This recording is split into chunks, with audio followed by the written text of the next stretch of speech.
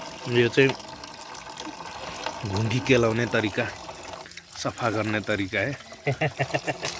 यो चाहिँ कहाँदेखि सर ल्याउनु भएको? सप्तरी कि सिराहा? सप्तरीबाट आएको घुङ्गी। यो चाहिँ हाम्रो सुरेश सर र कुमार सरले ल्याउनु भएको। हेरौँ है यो चाहिँ कस्तो दामी हुन्छ भने घुङ्गी मजाले सफा गर्नुपर्छ सुरुमा। चाहिँ सफा गर्ने तरिका, पकाउने तरिका अहिले म देखाउँछु, एकदम बेस्ट हुन्छ।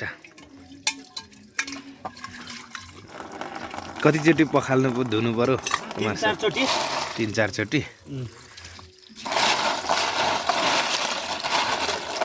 अनि राति भिजाएर राख्नुपर्छ है भने होइन? पानीमा। अनि यो भिजाएर राख्नुभएको? हजुर, भिजाएर राख्नुभएको? ठिकैको छ हेर्नु त, यतिको त ठिकै होइन। यस्तो छ है।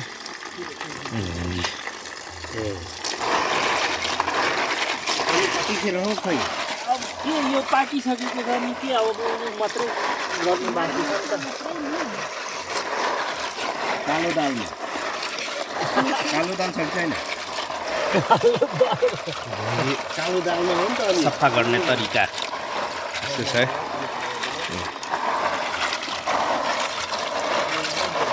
ल आज चाहिँ हामी यहाँ घुङ्गी खाने तयारी गर्दैछौँ। यहाँ सुरेश सरले सप्तरीबाट ल्याउनु भएको होइन सर? कि कहाँ पो? सप्तरीबाट ल्याउनु भएको घुङ्गी। अब यस्तो छ यहाँ हामी यहाँ खानालाई रेडी भएर दाँत तिखार्दैछौँ। यस्तो छ है घुङ्गी खाने। आज चाहिँ शीतन चाहिँ घुङ्गी हो, शीतन चाहिँ स्प्राइट मात्रै हो।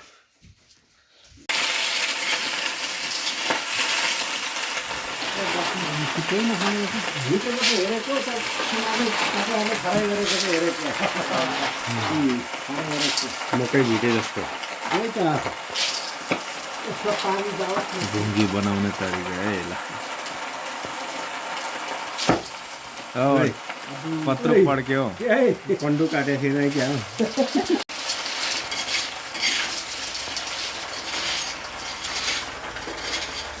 घुङ्गी खाने हो बाजे? घुङ्गी खाने हो? खानु खोजेको त नाति। त्यहाँ यस्तो किरा कहाँ खाने हो? त्यहाँ बुढापाकाले यो त किरा पो त।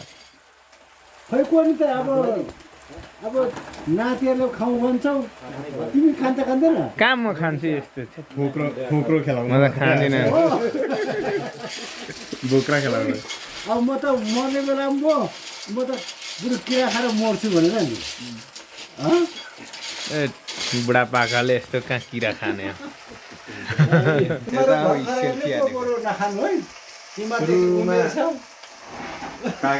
विराटनगर तालिम केन्द्रमा चाहिँ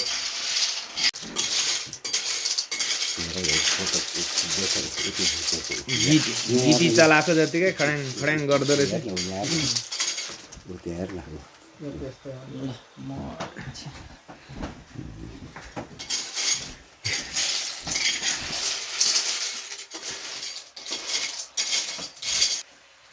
मेरो पनि फोटो खिचेको। तपाईँको पनि फोटो खिचिराखेको। तपाईँलाई पनि देखाउनु पर्यो नि त होइन? मलाई खिचै। ल के खानु? के खानु? अब सरहरूले खान्छु नि, म त जे दिन्छ त्यही खान्छु नि। हो र? खानु हुँदैन त्यस्तो मात्ने चिज त खानु हुँदैन। रम दियो भने रमै खान्छु, लोकल दियो भने लोकलै खान्छु। कसो गर्छ है? अब उहाँ त कुकमेन भएको छ अहिले। कुकमेन भएको त फ्राई भइसकेको।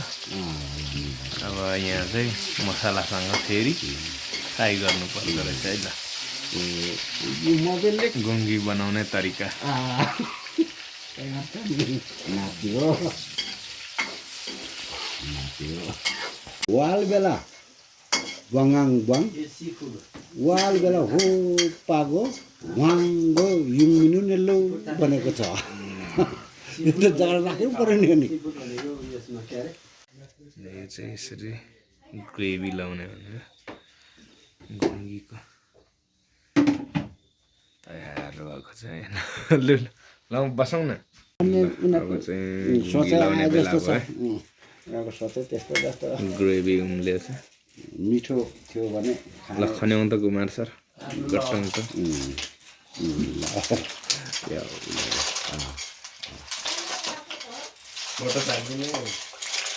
राख्छौ न राख्न तिमीलाई मन लाग्यो भने दिन्छ मन लागेन भने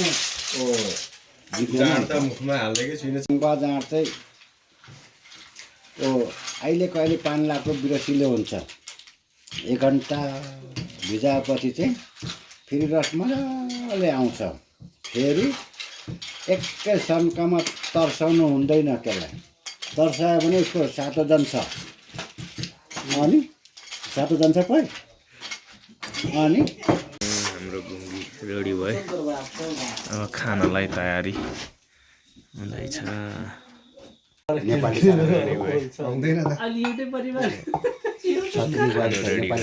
छोड्दैन नै कसले छत्रीले को पो छात्र नि त्यसो अब पार्टी लाइनमा हजुर हाम्रो मणि बाजेले घुङ्गी खानु नजानेर गालै दुख्यो यहाँ सबै फुटेको दुलै दुलो परेको घुङ्गी खाने तरिका चाहिँ यता योपट्टि छेक्ने अनि यसो गरेर यसो गर्दा ट्याक्क निस्किन्छ अनि छोडिदिने ल यस्तो छ तरिका बाजे के हो आयो तर पुरा आएन पुरा आएन कि क्या हो घुङ्गी खानु कसरी हेरेर हेर्छ हेर अब लेम्बुङ कुम हेकङ हेर्नु छ लेम्बुङ हेकल हावा